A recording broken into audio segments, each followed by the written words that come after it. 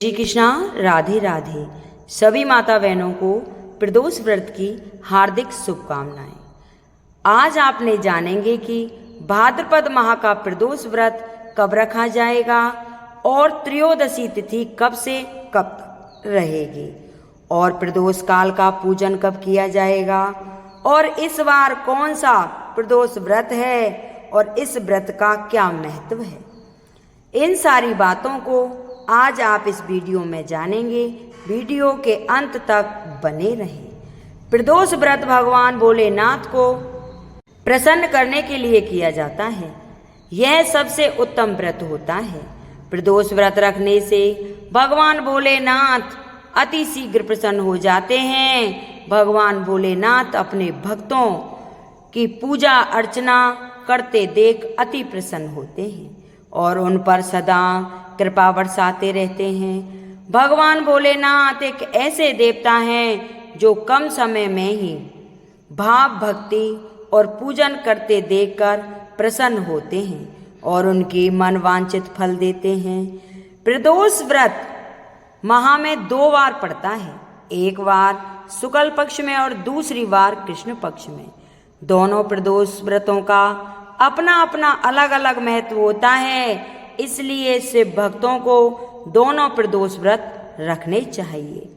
इस बार 2024 में भाद्रपद माह का शुक्ल पक्ष का प्रदोष व्रत रविवार 15 सितंबर 2024 को रखा जाएगा। त्रयोदशी तिथि प्रारंभ हो रही है 15 सितंबर 2024 रविवार को शाम 6:12 पर, जो अगले दिन सोमवार 16 सितंबर शाम 3:10 तक रहेगी। जिस समय संध्या में त्रयोदशी तिथि विद्यमान होती है उसी दिन तिथि में प्रदोष व्रत माना जाता है। प्रदोष व्रत रविवार 15 सितंबर को किया जाएगा। प्रदोष व्रत काल का शुभ मुहूर्त रविवार 15 सितंबर को शाम 5:25 से शाम 7:07 तक किया जाएगा। ये बहुत ही शुभ समय है। अब सुनेंगे प्रदोष व्रत की कथा। कथा प्रारंभ करने से पहले सभी माता बहनों से अनुरोध है कि कमेंट बॉक्स में हर हर महादेव जरूर लिखें। बोलो शंकर भगवान की जय। एक समय की बात थी। कथा के अनुसार एक गांव में अति दीन ब्राह्मण निवास किया करता था। उसकी सती साध्वी स्त्री प्रदोष व्रत किया करती थी। उसे एक ही पुत्र रत्न था। एक समय की बात है कि वह पुत्र गंगा स्नान करने के लिए गया। दुर्भाग्यवश मार्ग में चोरों ने उसे घेर लिया और वे कहने लगे कि हम तुम्हें मारेंगे नहीं, तुम अपने पिता के गुप्त धन के बारे में हमें बता दो। बालक ने दीन भाव से कहने लगा कि हे बांधवों, हम अत्यंत दुखी दीन हैं, हमारे पास धन कहाँ है। तब चोरों ने कहा कि तेरे इस पोटली में क्या बंधा है। बालक ने निसंकोच कहा कि मेरी माँ ने मेरे लिए रोटियां दी हैं। यह सुनकर चोरों ने अपने साथियों से कहा कि साथियों, यह बहुत ही दीन दुखी मनुष्य है, अतः हम किसी और को लूटेंगे। इतना कहकर चोरों ने उस बालक को जाने दिया। बालक वहां से चलते हुए एक नगर में पहुंचा। नगर के पास एक बरगद का पेड़ था। वह बालक उसी बरगद के वृक्ष की छाया में सो गया।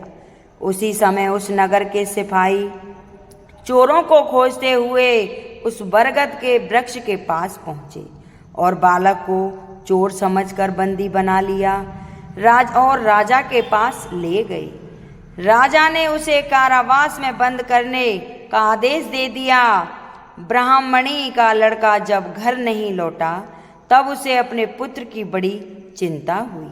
अगले दिन प्रदोष व्रत था। ब्राह्मणी ने प्रदोष व्रत किया और भगवान शंकर से मन ही मन अपने पुत्र की कुशलता की प्रार्थना करने लगी। भगवान शंकर ने उस ब्राह्मणी की प्रार्थना स्वीकार कर ली।